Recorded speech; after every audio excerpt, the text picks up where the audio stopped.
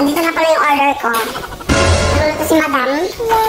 Habang kausap ang kanyang jowa, yung... Where's down, kuya? Ay. Oh, how much? 23.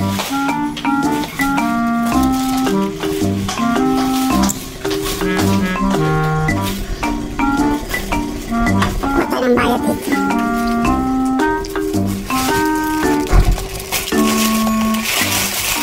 Bes! What? 23. Ano kayo, 11? Huh? Ayaw, ayan, tulog lang tulog.